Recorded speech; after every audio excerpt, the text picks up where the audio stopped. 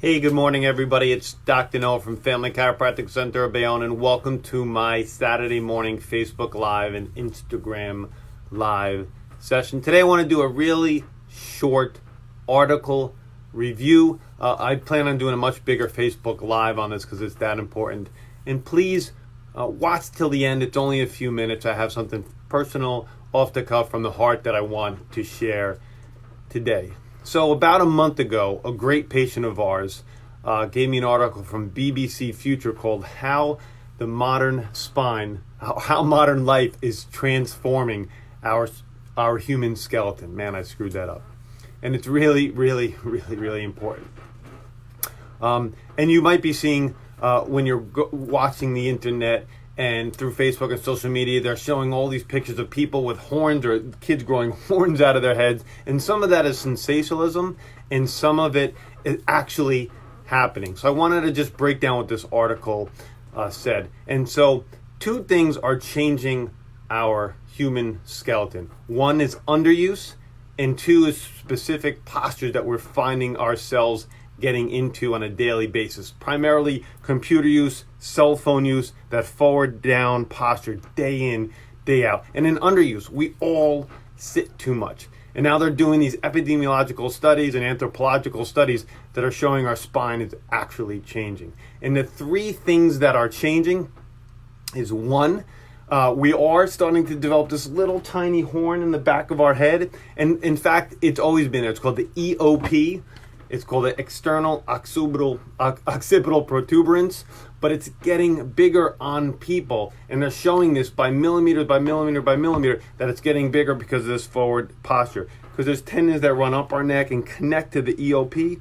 And if that's always pulled on because our head is forward, that bone or that connection or that link there starts growing and adding more bone. So we are developing a small little horn right back here. That's the first thing that's happening. The second thing that's happening, and they found this in Germany, and they were studying younger people's elbows, and our elbows are getting narrower as well because of lack of use. The third thing they found is that our jaws are becoming less robust, and I actually have a decent jaw, less robust, and they're receding. And what happens when your lower jaw recedes, things like sleep apnea increase.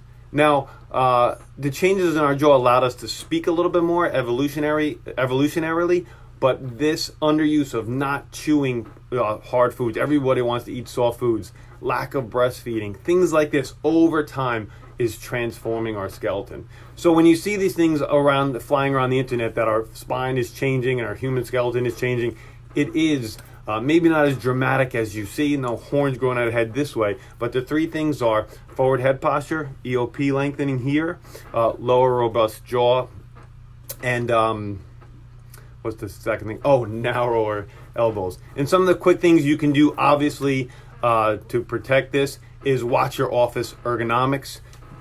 Do some sort of movement practice like Pilates or yoga, and of course chiropractic that focuses on posture. One of the other things that came out of this article, they're talking about activity and motion.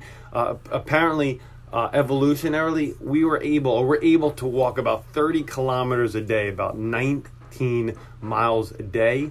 And just recently, an article came out and said that this 10,000 steps a day thing is bogus. Well, I call bullshit.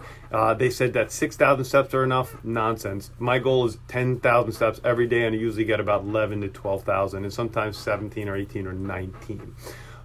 So really important stuff. I'll do a longer Facebook article on this, but check it out. It's called How Modern Life is Transforming the Human Skeleton from BBC Future. As I mentioned, I wanted to share something personal and from my heart, off the cuff. Wednesday morning, my grandmother died. My two kids and my nephew's great grandmother passed away at 89 years old.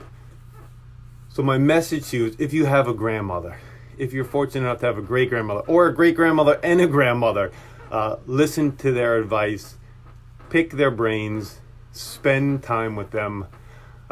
Don't get angry or don't get frustrated at them. When they send you to the Polish store, Adams in Wellington, and you're the only person that speaks English and everybody else speaks Polish, figure it out. When they take 9 years to walk down the stairs, that's okay. When they tell you something they don't want to hear, that's okay too.